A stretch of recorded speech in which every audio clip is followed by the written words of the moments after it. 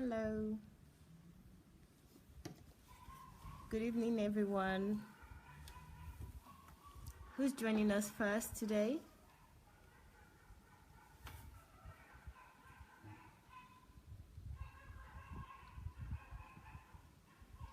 Hello. Yay. Hello, Theophilus. Good evening. How are you? I hope you're good. Hi, Julie. Hello, darling. Good evening. It's been a while. Hi, Ireti. Good evening. How are you? Thank you for joining. Hello, Paul. Thank you for joining and sharing, Paul. What an upstarter. Thank you. Pastor Edwin, good evening. Guys, let's follow Paul's lead and start to share immediately, please. Innocent, good evening. Hi, Chucks. Good evening. Good evening, Evans. How are you? Thank you all. Thank you for sharing. Please share, and also invite your friends. This is a book review, and it's not just a book review, it's always educational.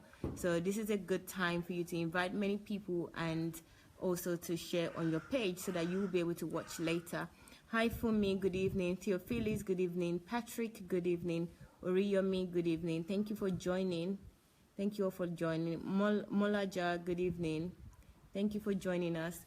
Please share, and invite your friends. Invite them individually. Chinwei, good evening. Thank you for joining. Hello, everybody. Thank you for joining. TD, good evening. Maison, good evening. Thank you. Thank you. Okay, this is a book review. I know that you've seen the title, The Danger of Monoculturalism, Your page so that you will be able to watch later. Okay, so please invite as many people as possible. I love book reviews because I learn so much, and I feel like I already have read the book, but the important thing is to also read the book and read it over and over again until you understand what's in it. This book would be available, it's already available, so you can start pre-ordering now on Amazon. So check Amazon out. You would see the book is cheaper if you pre-order. So if once you've seen the review, or while Dr. Sunday is reviewing this book, you can start to order immediately. Hi, Nikki. Good evening. It's on Amazon. And also, as you know, Dr. Sunday is on YouTube, Sunday Adelaja Official. And also, he has a blog. His website is sundayadelajablog.com. So those are your wealth and platforms of information, platforms that you can get a wealth of information rather than wealth of information. Your platforms to get wealth of information. Hello, Uchechi. Good evening. Pastor Irene. Good evening. How are you? Thank you for joining. Please share with as many people as possible. Nikki, good evening. Thank you, Isaiah. Thank you. Thank you all for sharing. Thank you very much. I'm going to turn the camera to Dr. Sunday in a minute. I just want to say hello and good evening to as many people as possible. So guys, let's start sharing so that others can start joining us. We have some people here already, but the more the merrier. Hi, Jane. Good evening. Thank you. So I'm going to turn the camera to Dr. Sunday now so he can start, because there's so much to this book and we don't want to miss out. Hello, everybody. I hope you'll be able to see this. Is that high enough? Is that clear enough?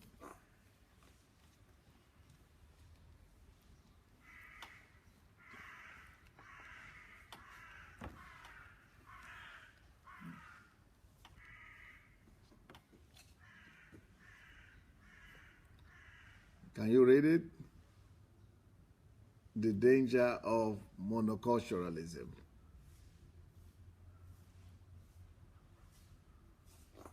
The danger of monoculturalism. Yeah. Monoculturalism. Have you ever heard of that? Are you familiar with that at all? Have you ever heard of that?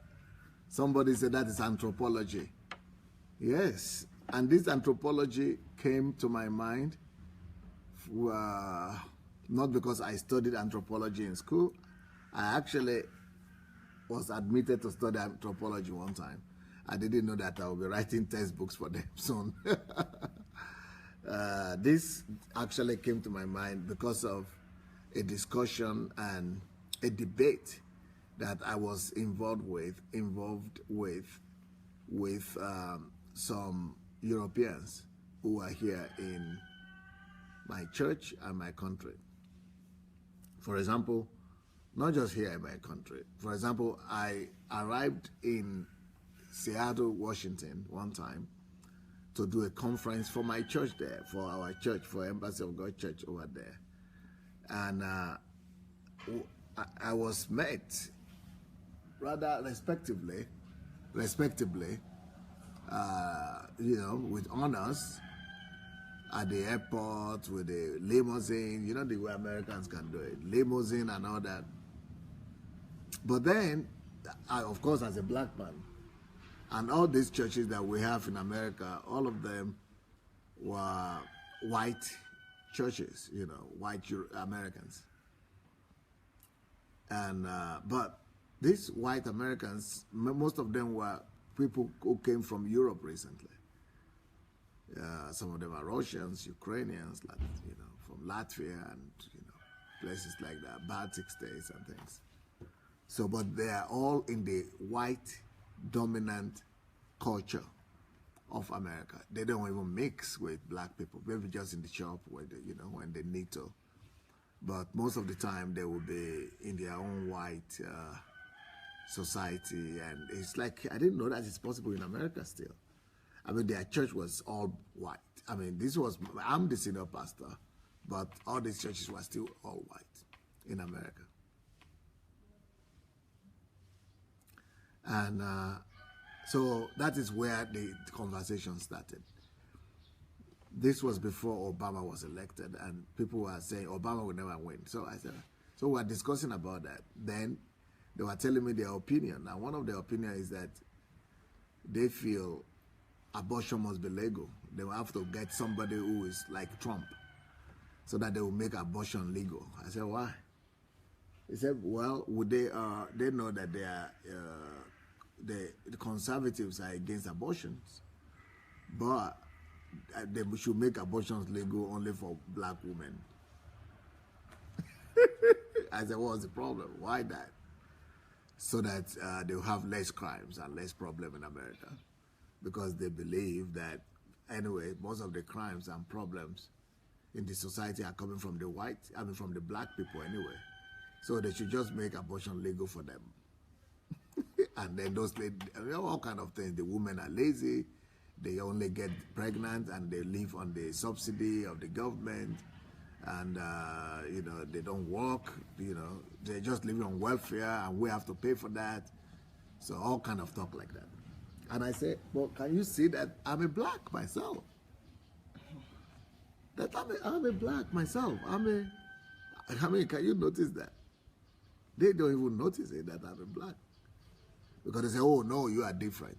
What makes me different? Just because I'm successful? So that is one discussion like that. And then another discussion I had was in my house here.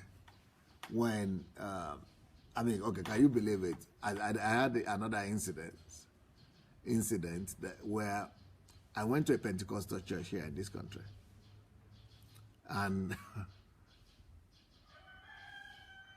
it was time to pray. So during the prayers, I noticed that this old man was just always gazing at me and praying and crying at the same time. So I said, wow, this was so passionate. But why is he gazing at me? I thought we were just passionate and praying and crying, but why looking at on my, my side, to my side? So after the prayers finished, the man came to me and said, don't worry, started patting me in the back and said, don't worry, it's okay. God is good, it's okay, Then I got a point. I will say, okay, yeah, it's okay, thank you. Yeah. But it got to a point, they said, I hope you are not angry at God. I said, angry at God? For what? Did I do anything? I'm saying you for the first time, I've not even told you any of my problems to make you think that I should be angry at God. Then the man said, well, the reason I'm saying I hope you are not angry at God is because He created you black. Don't be angry at Him. He knows what He's doing. You know, we will understand one day. That don't worry, it's okay. Don't worry. You know, don't worry. Don't be angry at God. The question I have is that I was so surprised. I was looking at him and I said, well, what makes you think that is bad? Because of that, I should be angry at God? That He made me black? So that is the kind of concept some people have still in some part of the world.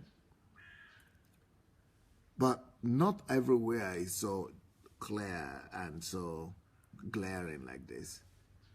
But still, there is this danger that is hidden in monoculturalism. And I would like to show you this photograph again and have you think about it.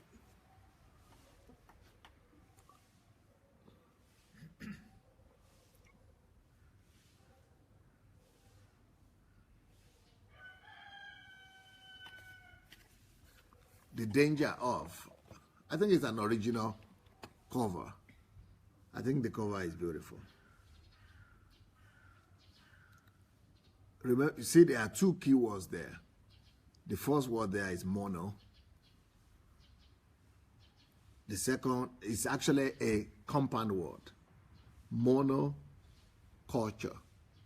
Monoculturalism. Monoculture, what is a monoculture? And I'm talking about the danger of a monoculture, of monocultures. Okay, let me tell you the other side of the coin. For example, in my country, Nigeria, there are some people who believe that black people, there are no poor white people. That if you are white, then you are well off. You know the reason why they think like that? Because they don't have enough whites. What does that tell us? The danger of monoculturalism. They now begin to have an exaggerated understanding of that is the opposite of the culture that they have not been seeing so frequently in their area. And because the only white people they see around are white people that are expatriates.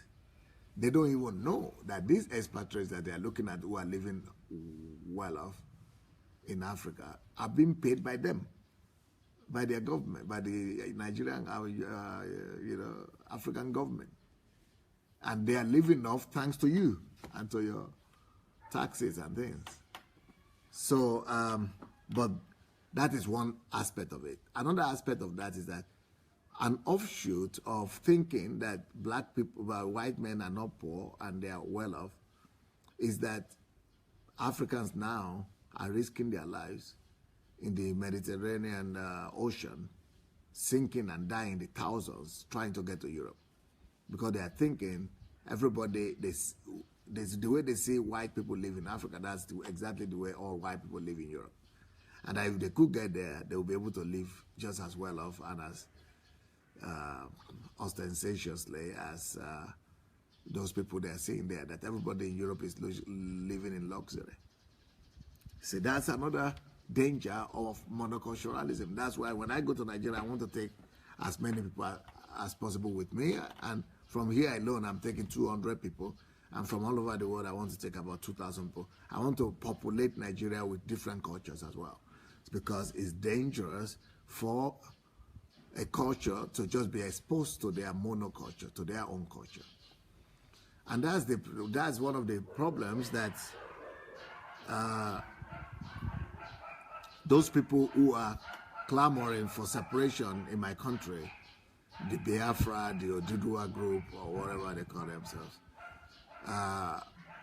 That's what they don't understand, because if they succeed in breaking off, they will have a monoculture, but they don't know that it's going to be the beginning of another sorrow for them, because there is a whole big problem when you are having a society that is monocultured, monoculturalism. So this is a unique topic that you might think doesn't pertain to you, but if you're already living in Europe, and even anywhere you're living, by the time I examine this to the end, you will discover that this is a question that pertains to every one of us.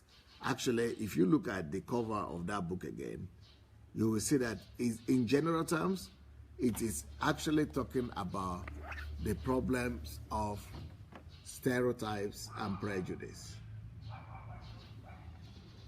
Yes, stereotypes and prejudices. Stereotypes and prejudices.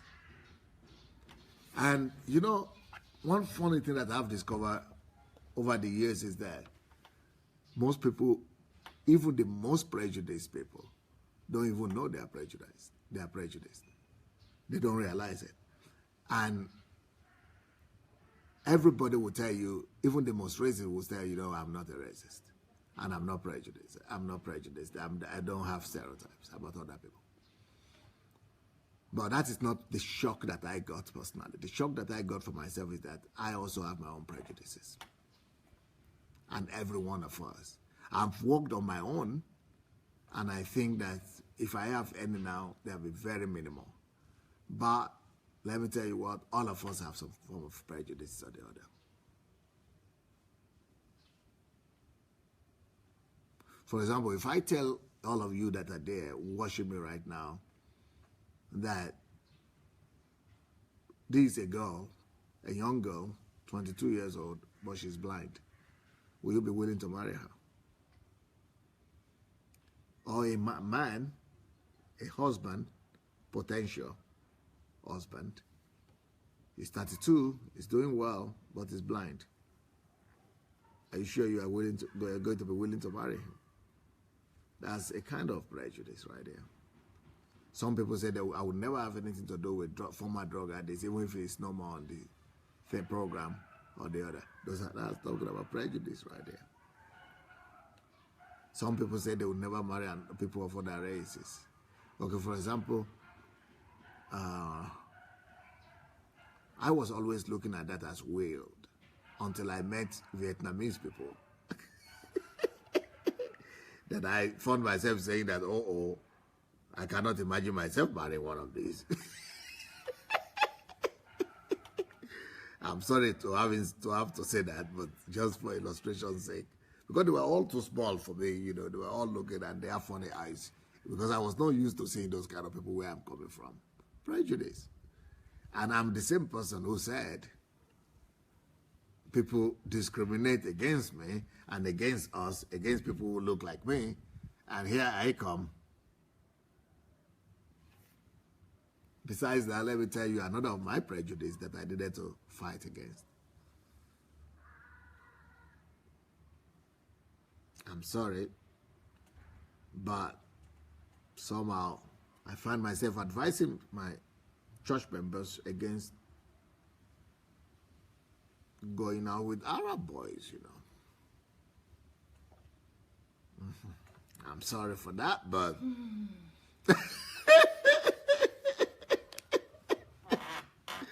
I have to face my own prejudice.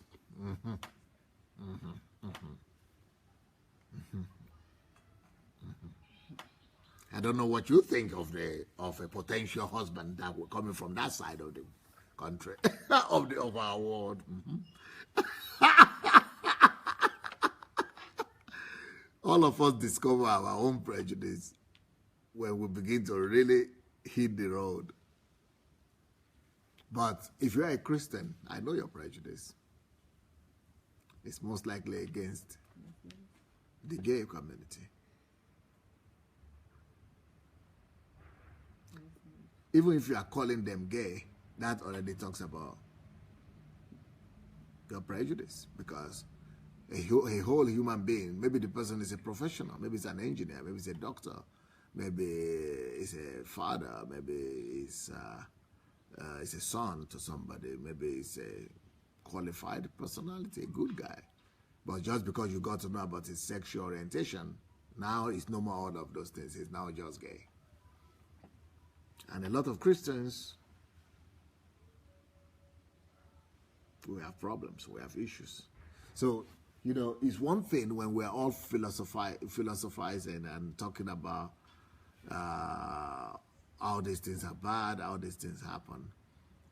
But when the buck reaches your own door and you need to look yourself in the mirror and discover that you might be having your own prejudice, that's when it's really very humbling. So let me talk about some of the content of this book. And in fact, I would like to see what people are saying about this, because this is like saying I'm coming from another world altogether. Who writes about that? Who's a pastor that even thinks about these things? Well, what kind of topics is Pastor Sunday even talking about? I mean, where is it? What's wrong with this guy? Why can't he get some biblical topics and just write some of these things that we know, the blood of Jesus and righteousness and all that? What are these topics like monoculture? What? Some people have never even heard of monoculturalism. So what's Pastor Sunday doing? What's this all about? Well, let me give you some of the ideas of the topics in this book so you will get to know what this is all about. The first chapter here says, under the first chapter it says, all sorts of people have all of a sudden found their way here. I'm sure if you are living outside of your country, even in your country, especially if you are living in Europe, you should be familiar with a variation of this kind of statement, that all sorts of people now come to us. I know exactly what that is talking about. If you have lived in Europe as a person of color, you lived in Germany. I don't know if in the UK they still have that still.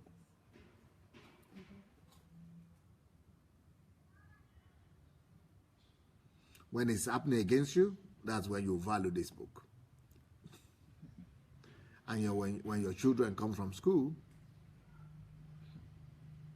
and they come with some questions about how to answer some of these things, then you know that we all have to campaign against monoculturalism. And there is danger in monoculturalism. Let me give you another statement here from this book. No, not statement, statistics. In this book, I declare that monoculturalism will eventually lead to genocide if it's not stopped.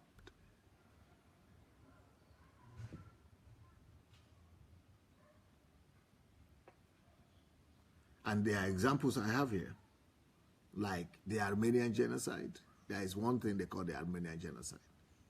Then the apartheid in South Africa. That is the danger of monoculturalism. That's the result of monoculturalism. Then the Ku Klux Klan. You know, during the election of Trump, they had some campaigns saying,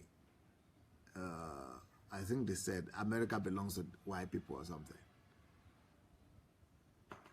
Let all of us find their way out of here. You know, that is, you know, the danger of monoculturalism. Then you have the genocide in Rwanda. That is also coming from monoculturalism. Those are the things they lead to. So these are the things that I'm talking about. Then, here in the book, I made a point for multiculturalism as the picture of the future world. That the future of the world should be in multiculturalism, and that we should all gear up for it and welcome it. That we all should welcome multiculturalism.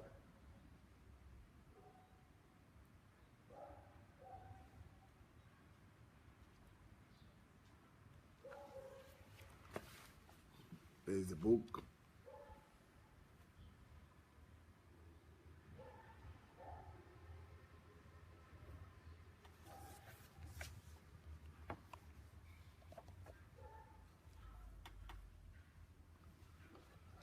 Before I go on, I would like to ask you people, what do you think about this thing I'm talking about?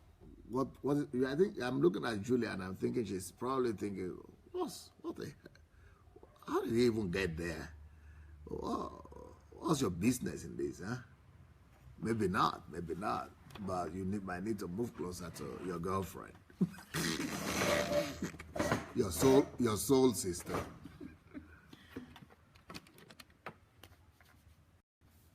What do you think about this topic? So I actually really love this topic because I did not just grow up in Germany, but I also moved to Ireland. And as many of, or maybe you don't, but you may know that in Ireland recently homosexual or same-sex marriage was legalized. And also in Germany actually recently. And these are things where I as a Christian really am challenged or have been challenged, especially by my Christian community. So people were saying, oh my God, now you're living in a world of complete darkness and, you know, do your best to maybe get out of there and stuff like that. And I personally, I've had homosexual colleagues and I've had homosexual friends, and I still do. And I really felt guilty in one way as a Christian because, you know, you're being pressured to distance yourself from these types of people, in quotes. And within me, I felt very torn because I was thinking, what am I supposed to do? Because personally, I know these people, these are not bad people, and I like them, you know? So just because they're homosexual or they don't believe in God or they have other worldviews, I'm supposed to, you know, separate myself from them. And I didn't feel like this was the right thing to do, but at the same time, I would have Christian people, you know, encouraging me to distance myself. And for me personally, I took the decision. So you had your own prejudices and stereotypes, or people, your environment, your culture. I really had to struggle with that. But I thought you were going to start with your own experience of living in a monoculture society. Yes. I want to talk about that as well, because these are things that really affected me and affected the way I see people. Because inside of me, I always wanted to be, I'm a person, I like harmony, I like peace, I like, you know, everyone to be happy. And I don't like to, you know, cause strife and division and stuff like that. So to me, it never really mattered how I look like and everything until I got into an environment where people were focusing on these things. So I started to notice how I was discriminated at school just because I looked different. And one example would be that when we are in school and we are supposed to be dividing our class into teams when it comes to sports activities, I would be the last one to be picked because I looked differently, you know? So these kind of things, experiencing that made me realize that, wow, there is really a problem here, but I never was able to put a finger on it, and this is just the way I grew up.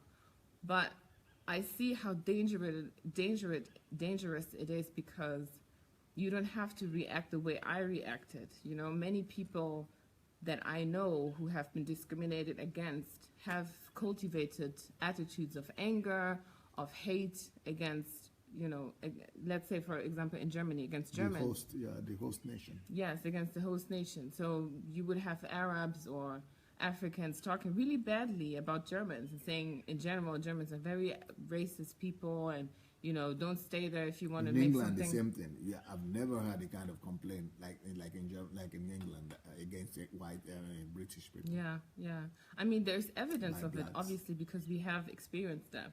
But, you know, these are issues that we should deal with, and not making sure that you just abandon an entire society or a group of people because of their skin color, because of the way they look like.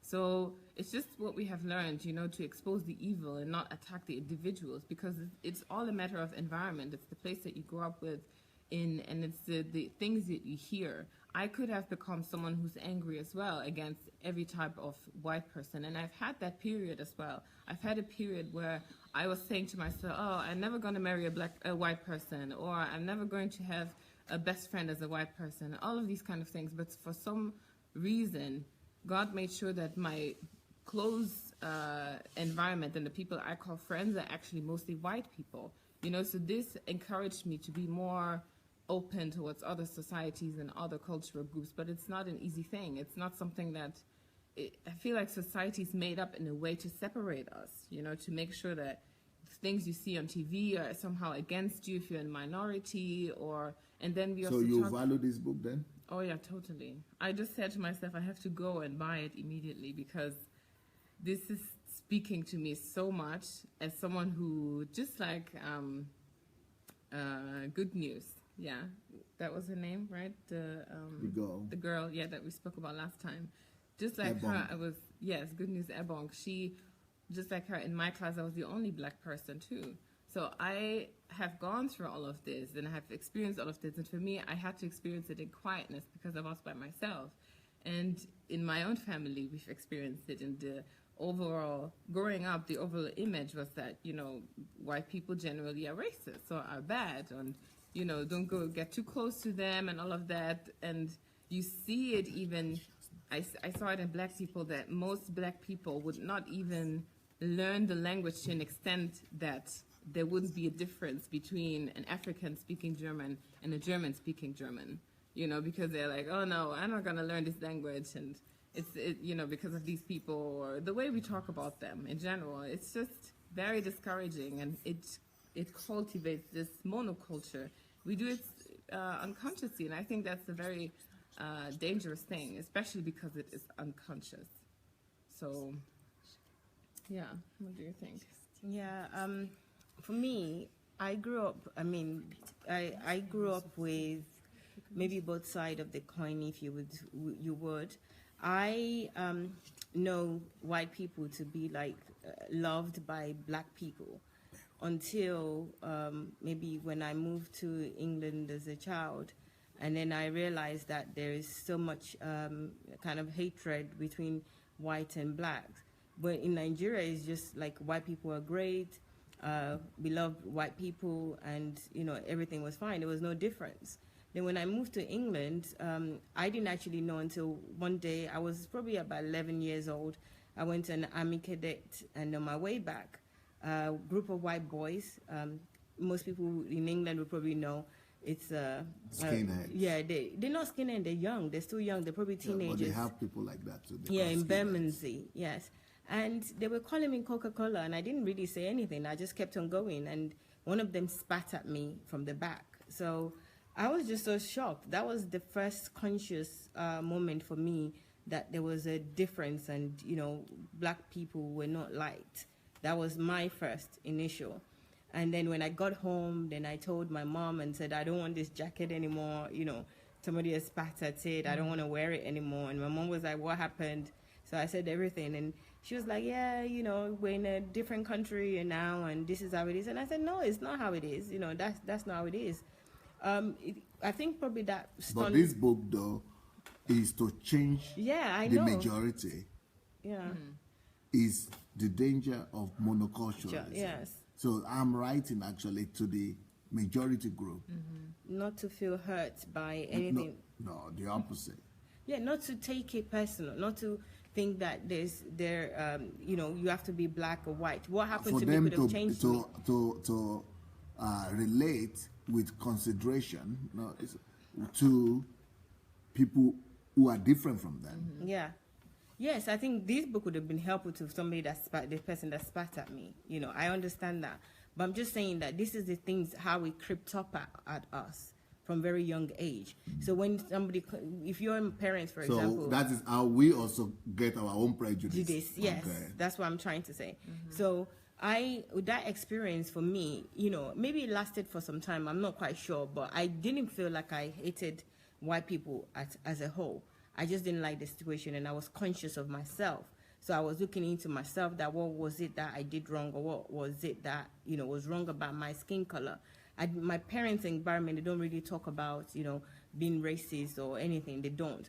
But I know that individuals that I know, family and friends, they have very strong. Almost every group of talk, every discussion group. They have very strong feelings, but it didn't really affect me because, you know, when you go to school in England, you don't have a choice. Most of your friends will be of different colors. You know, I went to school where there's mix. I have black and then I have white friends. But I think my prejudice really started in church. And it started with not being unequally yoked. Going to Pentecostal church, there are more black people than white people. I think churches now, in terms of like Hillsongs and other multicultural kind of churches, they have mixed, and everybody mixed. But the church that I went to was mostly predominantly black people and Nigerian and one culture. So it's not, for me, even this book will not just, it's not just about color, it's also about little culture, you know, even black, even Christian Nigerians culture. and Nigerians, they still say, oh, this person is Ijebu. I remember friends of mine wanted to marry somebody that's from Ilorin. I don't even know where Ilorin is. And the grandmother refused, point blank, that it can't happen. And these are two people that really love each other. So this thing is really deeply ingrained in us, where, you know, it's a subtle way. First for me it was Muslim, and, you know, for some reason I bought into that. And then later... Especially in England, I discovered that there are a lot of Yorubas, among Yorubas themselves, Yes, yes. who might actually be in love, but then Yorubas are almost evenly splitted. 50% Muslim. So a lot of boys who want to marry the ladies, they might be Muslims. So the churches is a big fight. Yeah, it's like a no, don't be unequally yoked. You know, even if they're friends, they you know, it's just so much mess. And I was really confused by that. I was really confused by the Muslim and the Christian thing, and, you know, what God was doing. Why would he say this? I had nobody to explain it to me, and I was really grieved by that. But there's so many other things. So love flies out the window. Yes, love. They don't want you to speak love. I'm not talking about sexual love. I'm saying love. Yeah, there's no love. Tolerance love. No, there's no tolerance. There's no tolerance. For me, with the gays and, you know, if you're a lesbian, that doesn't really matter, because for me, that's a private matter that you need to deal with yourself and God and your own feeling. So for me, I never really think about gays or... Well, that's, you know, big in Christianity. Yeah, it's big in Christianity. Bigger than Muslim. Yeah, my church, I think, is the church I used to go to is equally with gays and Muslim, is like big. So but I never agreed with that. I just thought that was wrong. I have really great friends that have different sexual orientation to me. And that's all I see is it, because they're very intelligent people. We have good conversation. They're good friends to me. So I cannot dismiss them. It's just impossible. The evidence there tells me they're even more useful to me and more friendly, of more value to me than people that don't have the sexual orientation. So I reasoned well in that area, but I couldn't reason in the Christian and Muslim way. And I've been told so many stories that it's just really messed me up. That it took me a long time, that to the point where I offend my Muslim friends without even knowing, and thinking that I'm being righteous and I'm being a good person and I'm being a good Christian. I really put them down. I, you know, say, and they keep quiet. They don't really say much, but you can tell that they're hurt. And also you're driving people away from you, people that, you know, you could be of value to each other. You mess up by going on about where they, you know, the religion that they're practicing. And it says to me also that, you know, you are belittling your own God, you know, by, you know, doing that, by kind of saying that you do somebody's culture is not good or this is not right. So I actually really want to read the book. I think I've already purchased it, because when I put it, when I saw that is the title, I really wanted to read it so that I can really change, because I must have offended people, especially the Muslim. The gays, I don't have a problem. I like the way where this discussion is going, because we are not just talking about the discriminations against us and how we suffer discrimination and how from other people. So we are not just discussing, we are being objective as much as possible, that we are also addressing our own discriminatory attitude and our own prejudice towards other people too. And so this is one of the things that this book is going to be talking about, because this book is talking also about the source that we should, you know, this one of the assignments of this book is to help every one of us to examine ourselves and look into how we have come to be having our prejudices, and what is the origin of our own prejudice as well. You know, that attitude you had towards Muslim, it started from somewhere. So this is one of the things that the book is doing for you, to help you look into yourself. Why is it that you dislike a certain group of people? Why is it that you said that thing about Germans, and where is that coming from? It could be a reaction to the attitude that you had because of the way they behave towards you. But the reality is that it's two ways. You know, it's two ways. And but you cannot do much about other people, but you can do much about yourself.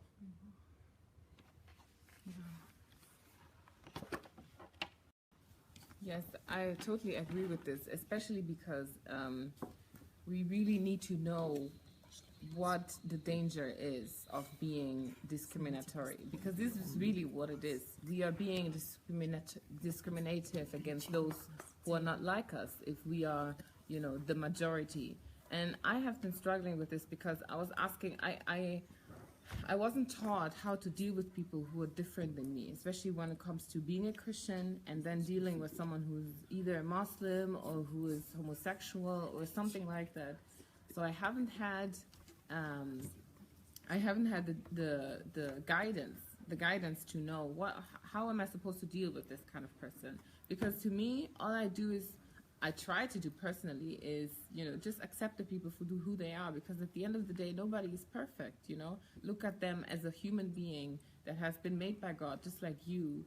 But I think we don't have that teaching in the church. We don't have it. We as Christians especially, we go to the church in order to be equipped to live, right? To live with people, to deal with people, to know what to do, how to raise our children, you know, how to live for God. What does it all mean? But when it comes to dealing with things that we are unfamiliar with, it's like we react somehow in a very egocentric way to self-preserve or something like that. But we didn't have the instruction. So I feel like this book is really going to help us to know, what are we supposed to do with people who are not like us? What are we supposed to do in a society where we're in a minority? Or what are we supposed to do when we're in a society where we are in the majority? I personally I'm in need of this, because I have been struggling with that very much. Thank you. You know, as much as one of the discoveries that I learned when I came to Europe is that as much as the blacks are discriminated against, I never knew that there is another group of people that have even suffered more discrimination than the blacks. Do you know? Mm-hmm. Who are they? Indians? In America? Jews? Jews? I don't think so. Really? You think Jews? Yeah. Jews? Indians. But Jews have become powerful. Mm-hmm. Yeah. They are no more being discriminated against. I will tell you the group.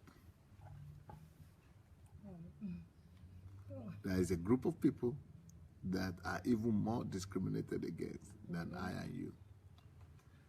They call them the gypsies. Oh, yeah. I forgot it. You don't even... You people don't even remember that? No, yeah. The people treat them worse than us. Yes. That's true. Yeah. We call them travelers in England. They don't like that at all. But what I've done in this book, I've also found stories of successful gypsies. And I included it in the book.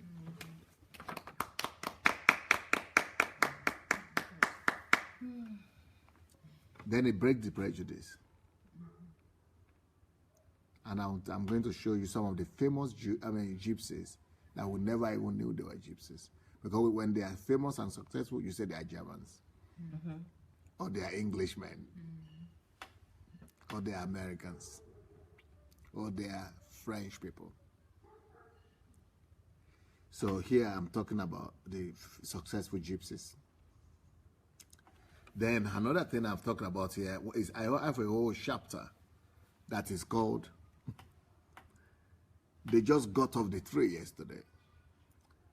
They just got off trees. Monkeys. The trees yesterday.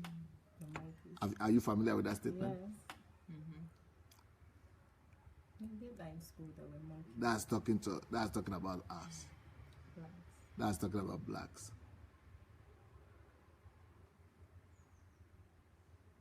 In Europe and among white people, this is commonly used. people have said that about me here as well. True, but I'm not you. Yes. So I have a whole chapter here in this book talking to white race, the white people, the Europeans. And I'm telling them it's good for Europeans now to be friendly with everybody else. Otherwise, they will be extinct soon. And in the next few 100 years, only 9% of the world will be white. So you better think right now. The world is not going to be white anymore. Everything that goes around comes around, what do I say? Everything that goes around comes around. It's a boomerang.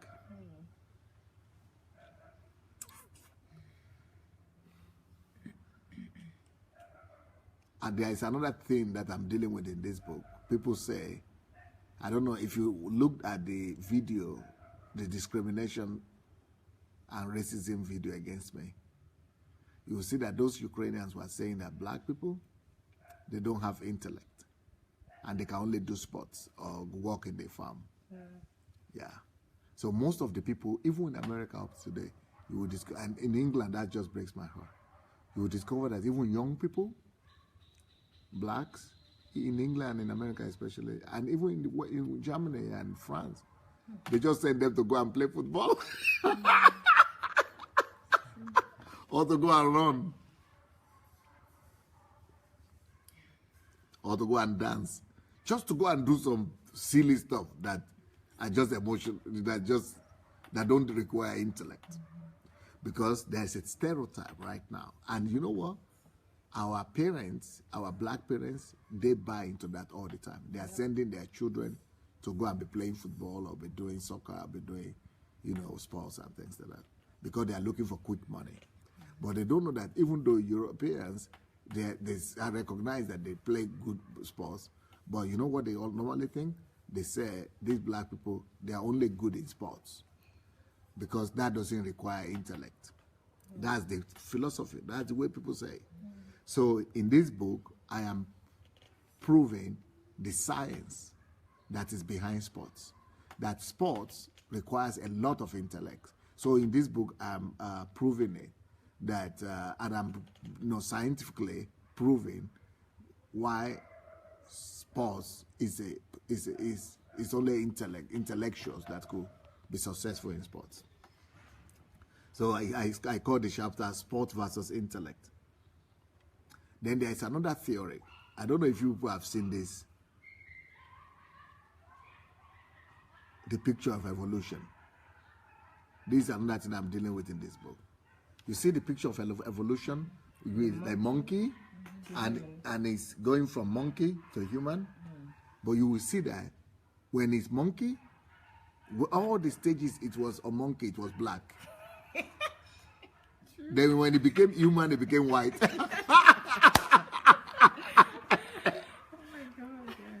You see, you know the thing. Yes. You never talk about it. I thought about it. You never thought about it. I did. It's in all textbooks about evolution. I thought about the question. The black people are the ones who are closer to the monkey. So what people are sincerely thinking is that, the white people are the ones who have already matured, evolved, fully evolved. Yeah. But the reason we are black, is because we are still evolving. We just came recently out of monkey. And that's why we are closest to that. We are still half monkey and half the human. Jeez. So I'm dealing with that in this book. And I'm scientifically proving that picture is wrong. That picture of evolution is wrong. And it's not just that the picture of evolution is wrong. I'm also proving in this book that, to change color in the middle of the game, even if it's the picture.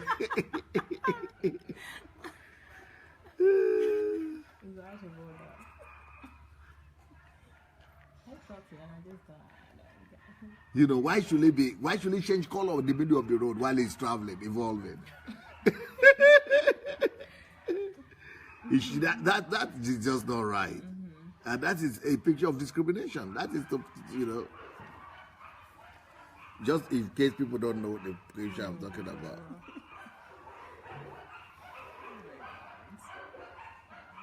Is it clear? Yeah. Can you see your brothers? Then when they became human, they became white. Yeah. A serious logic. And these are being taught in schools to children who are very young. So that's why the children, even from school, when their mind is not even fully developed, they're already looking at you as inferior to them. Yeah. White kids. So that is, and then they went and put all the black guy to look exactly, to be carrying this exactly just like the people are carrying up to now. They usually all the instruments that are, still familiar with the African people, and see, they just, you just get information without even thinking. So I am dissolving that. That's why every black man must have this book.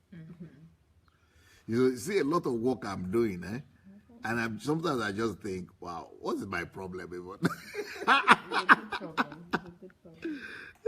It's a good problem. Good? What do you mean good? It's a brilliant problem to have. That I'm seeing all kind of problems and I'm addressing them, responding to every situation in life. Because so this is another area, another thing that I was dealing with in this book. Then I was also dealing with the fact that thing they did, that evolution picture, that is wrong. And to prove it wrong, you know what I did? No, I gave a list here in this book of black in scientists and inventors who produce, over 200 of them, who produce most of the things that we use. Most people don't know that black are the ones who produce refrigerators, fridge. Most people don't know that it is black that produce what you use to coat for the children, to carry your children. Okay. Coat. What is? Buggy? Yeah. That is invented by black people. Most people don't know that it's black people who invented street lights. Green light, red light, street lights, yeah. Most people don't know that it is black that invented, a lot of things that everybody is enjoying today is invented. All these things were invented by black people, and we don't even know about it. And we are saying that they are not, they don't have intelligence. Even cars now are automated, or what do you call it, gear. Yeah. That's from black people. A lot of things that you could say, ice cream, things to make ice cream, shears, all kind of things. I have a whole list in this book of the things that blacks are the ones who invented, and nobody talks to you about it. So that's why, because people don't talk about what blacks have invented, that's why they are saying they can only do sports, they don't have intellect. And it's a pity that these black parents, poor parents, they are sending their children only to sports because they are saying that's the only way they could make it. Instead of us to really, develop them and make them to be successful in every sphere of life.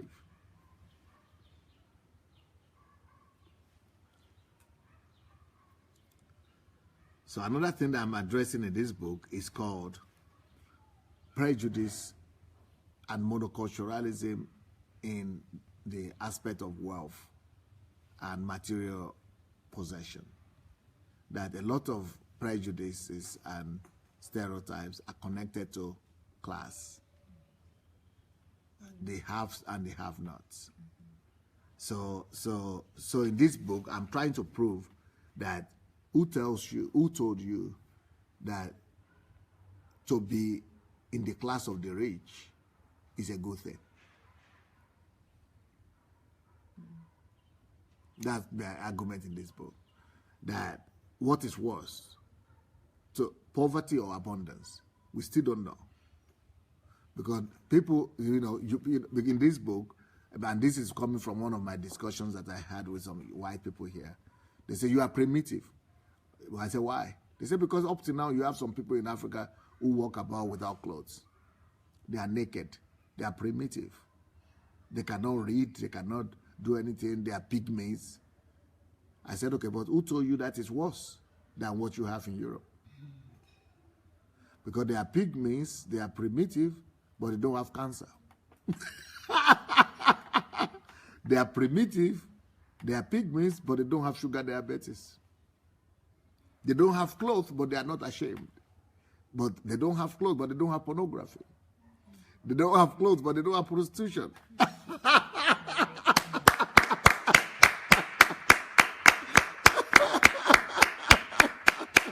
You see the way my mind works. So that's what I'm proving in this book. Who told you that is bad? So don't ever use those parameters to classify people, because everybody is made in the image of God. You have to receive them as does. So that's another area of monoculturalism that I'm addressing here. Because some people would like to be in class, even in their own country, within a country, they create their own monoculture of superior people.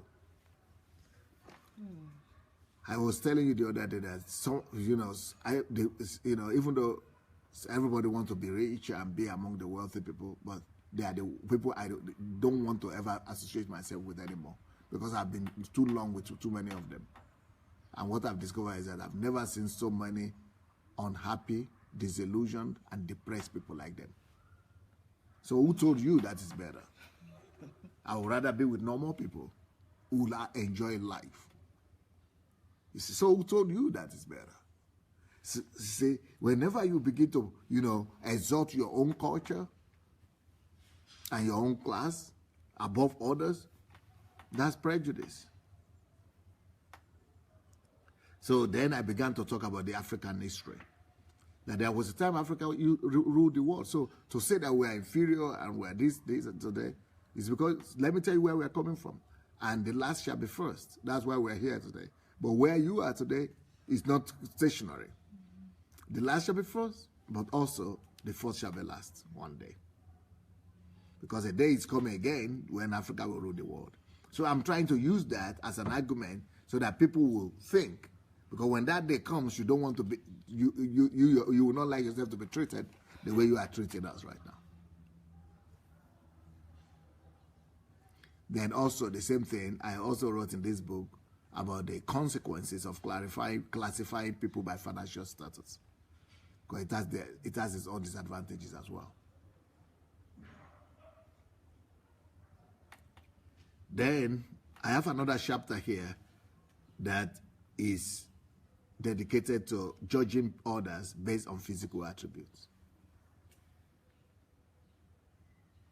You see my wide nose? Mm-hmm. See my big lips? Mm-hmm. You want to judge me by that? Think I'm inferior? But you come and learn from me.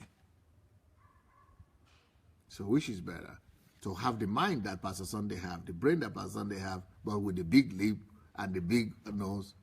But to have the straight nose like yours, smaller, thinner lips, but with empty head. You choose the lips and the nose, but I will still choose the head and the big lips and everything, but I would rather choose the mind. Mm-hmm. Who knows what is better? I know what's better. So there is no need. There is no need to think physical attributes alone is enough to use as your own glory, to glory in. So here I'm talking about that, and I'm talking about brown eyes versus blue eyes. If you live in Europe, you know what blue eyes means. Blue eyes is everything. Huh? Or, yeah, blue especially. Blue is the dream. Yeah. But you didn't contribute to it. You didn't contribute to that. I want to see your worth. That is not talking to me about your worth.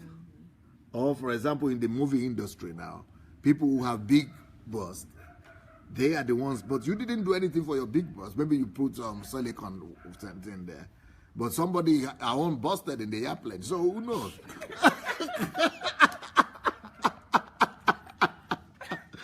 So you never use physical things to determine value and worth, okay? So I talk more about that. Then there's another chapter in this book you will find very interesting. It says, plow, right? Plow as a Negro, plow as a Negro, but live like a white man. Plow, you will plow like a Negro, but I will live like a white man. There is a saying like that in Europe here. You don't know about that? Oh, it's all over the world. It's in America too. In America, they say, walk like a Negro, like a black. You walk like a black, but I live like a white man. You know, that is the way, the mentality all over the world. In Africa, that's the way it is. White man just lives. You just see the way he's enjoying. And all the slaves and all the black people are the ones. That's what it means. In the plantation, it's not the white man you see there. So everybody's dream is to live like a white man.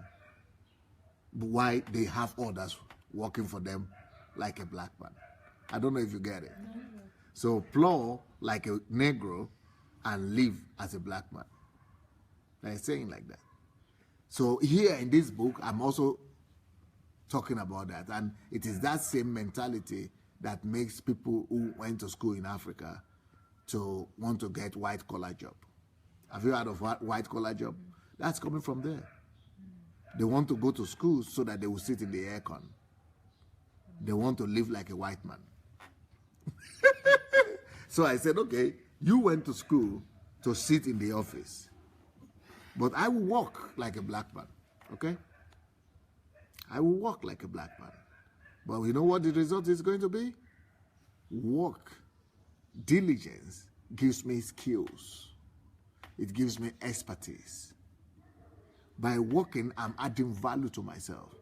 And by working, I'm discovering my worth. And by working, I'm discovering the wealth of the earth.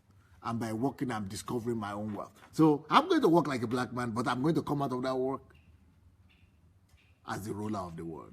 But you just want to lie down and rest? It is not the one that rules the world, but the one that knows how. That is the one that rules the world. Because you can have all the wealth, but you don't know how to manage it, how it runs. But the person that knows how to manage it and run it is the one that will rule you, who owns the thing. So you think it's an aspiration to live like a white man while other people walk like a Negro? Good for you, but I'm not against working. I'm going to work like a Negro, but I'm going to leave a legacy that is much better and superior. So I'm talking about that because that same mindset has even come to Africa right now. Everybody wants to have white-collar job. That's why you have engineers who don't produce anything because they don't want to go and make their hands dirty. That's the whole concept, like live like a white man. You just want to have the white-collar job, not get your hand dirty. But you cannot invent anything, you cannot do anything. You want to sit in the air conditioner.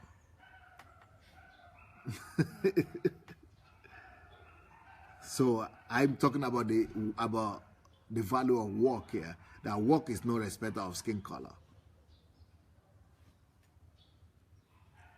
Then also here I'm talking about discrimination against foreigners. That so who is better off? Who is better off? Indigenous or foreigners? That we are the same. If you are going to introduce, oh, we are citizens, you are not citizens. Oh, I don't have paper. A lot of people even feel they are inferior because they don't have paper. Well, in this book, I'm proving to you the advantages of immigrants and people who live in other countries or who don't have papers over the citizens. We only have people, about people who have papers and citizens, their advantages. But we never even hear about the advantages of people who don't have papers and who are immigrants. And that's what I'm also addressing in this book. So I'm looking at monoculturalism from, not just from discrimination or culture, you know, kind of. But I'm looking at it from different dimensions.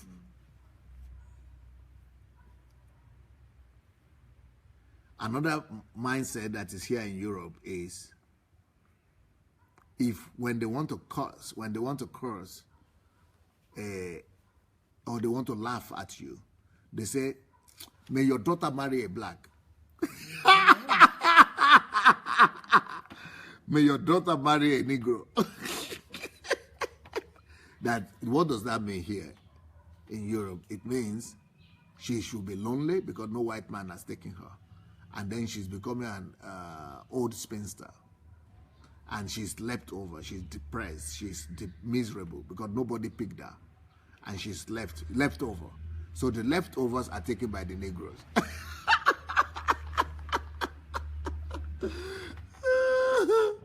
That's some of the things that are here in the white society where we live in. Then here, in this book, I'm addressing that as well. I'm saying, okay, you are saying, you are cursing him that the daughter will marry a Negro. Who told you? Let somebody now. I'm telling. Let any white man will dream to marry Pastor Sunday right now. Any white woman will dream to marry Pastor Sunday. Why? They will forget I'm a Negro because I'm successful. So you know, it's past tense when they used to look at Negro as a curse. And I'm saying, who tell you that marrying a black person is like a doom? Because we treat people better. Go and listen to my teachings. When people listen to my teaching, they will know. The people say they don't believe that a human being can teach things like that. Talk less of it coming from a black man. And this is a black man coming up with those teachings of the difference between men and women, how to treat a woman, you know, the psychology of a woman, all those things. That how can a black man know that? You say a black man will treat your daughter better than your own white people will treat them. So these are the things I'm writing about in this book. So I don't know what you people are thinking or what people are thinking, and let me show them the book again and tell them where they can get it.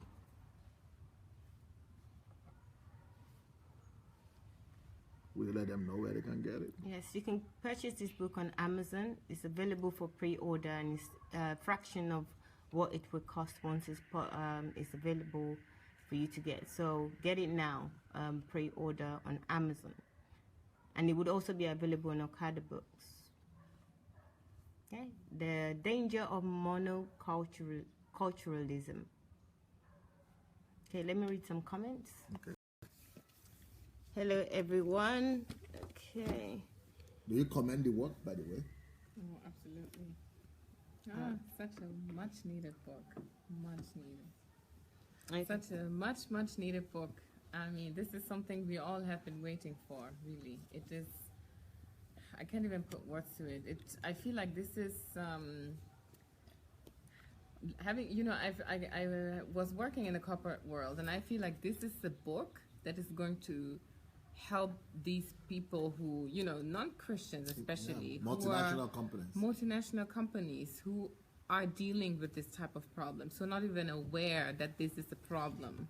I think they need this, and this is going to help them so much. It's going to set them free, really, because I have seen this. I've seen how that ideal of, you know, being better than someone else because you have a white-collar job or all the things that we haven't even thought about initially that are a problem in people's minds.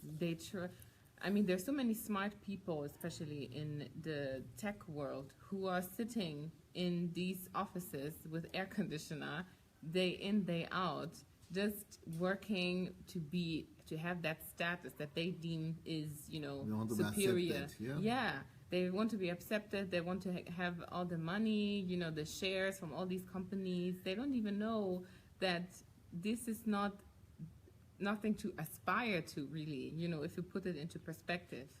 So I love this book. I feel I want to make this my own, and I want to talk about this more because I've experienced that myself, and I know that it's going to set a lot of people free. It's going to help them. It's going to help them to look at themselves also and try to discover their own purposes, you know, because many of these things happen because we don't know who we are. We don't know why we're here. We don't even have the aspiration to find ourselves because we are so comfortable in that monoculture that we have.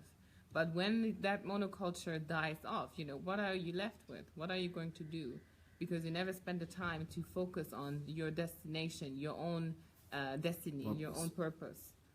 So I really look forward to it.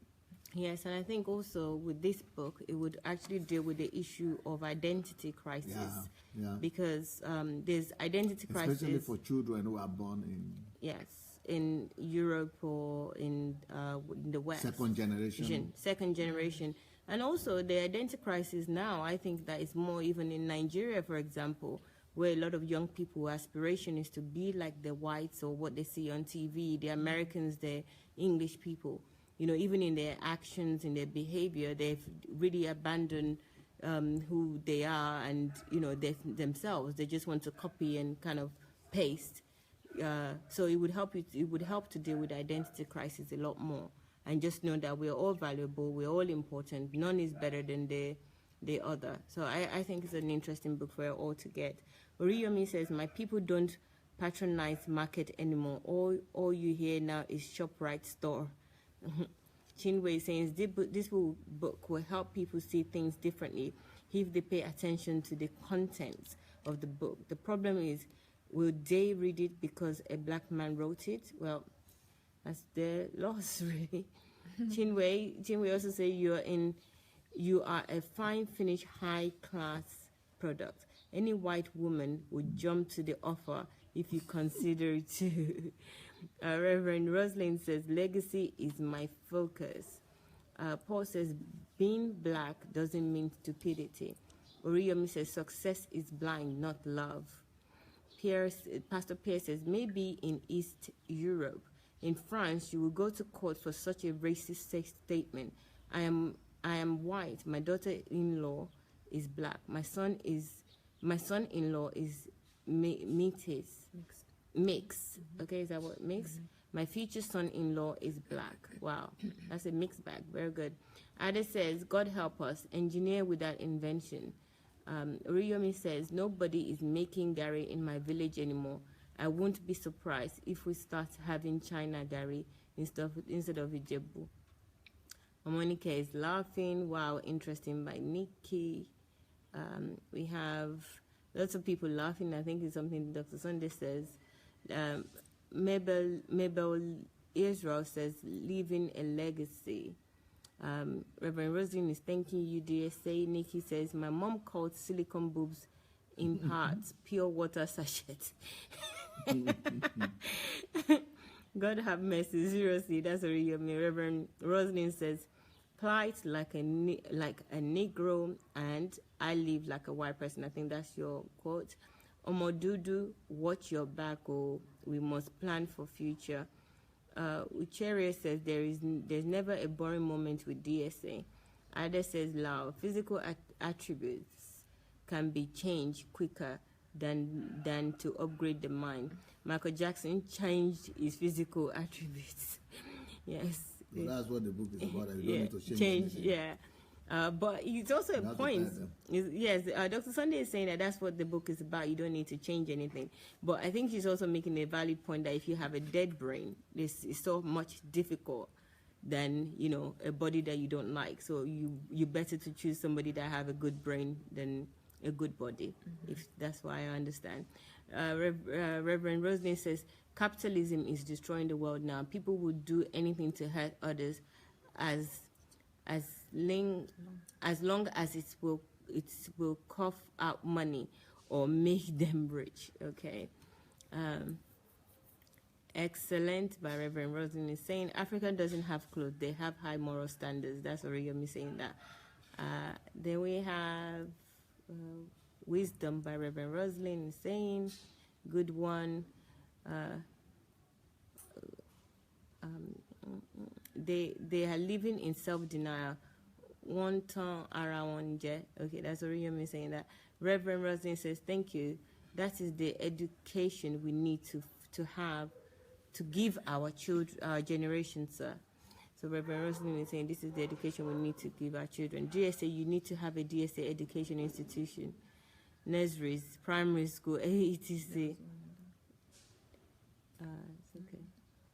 The devil is a liar anyway. The truth will erase this with time. That is why they are denying all black people invention.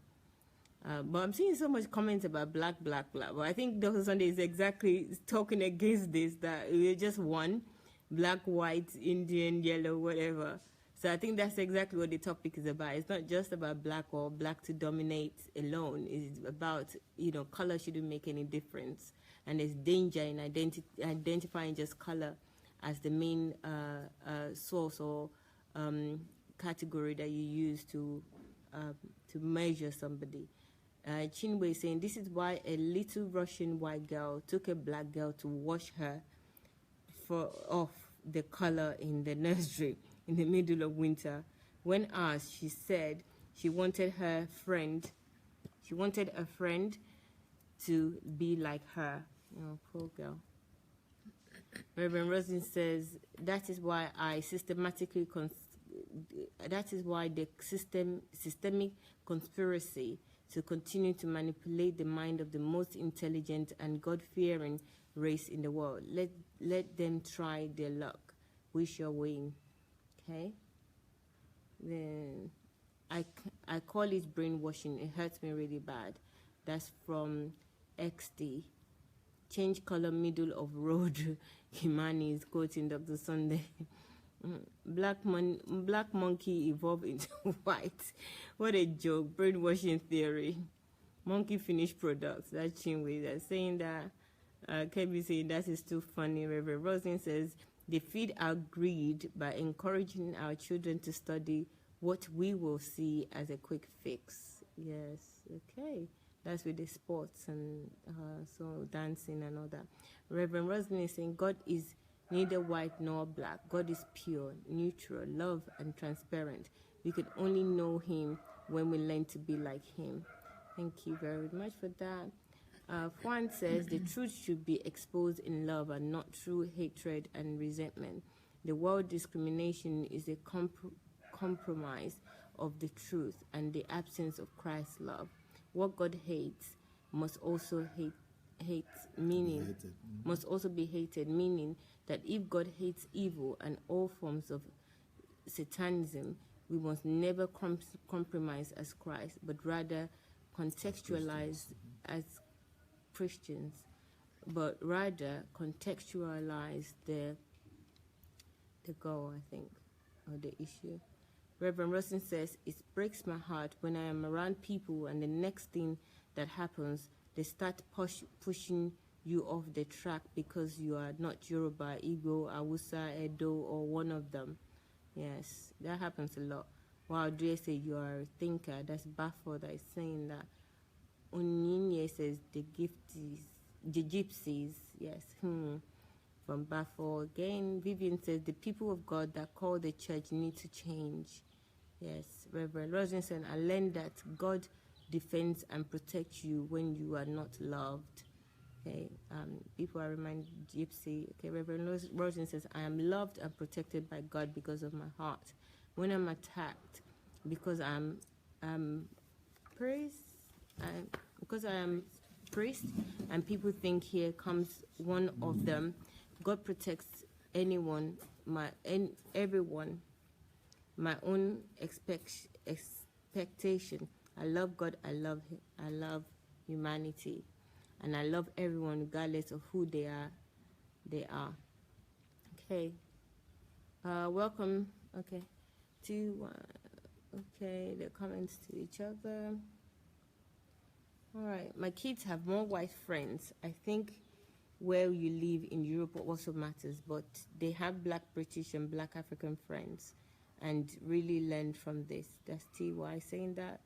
Mrs. Sharon K says, if you run from people who are different, they will also run from us because they also think we are different. We have, in the end, gained separation. It's true. Reverend Rosen said, that is why people in plenty hate in the world. That is why there is plenty hate in the world. Chinwe says every race has an element of prejudice in them based on what they were taught or their experience. Nonetheless, people of the same race can still behave the same way to you and vice versa, but it is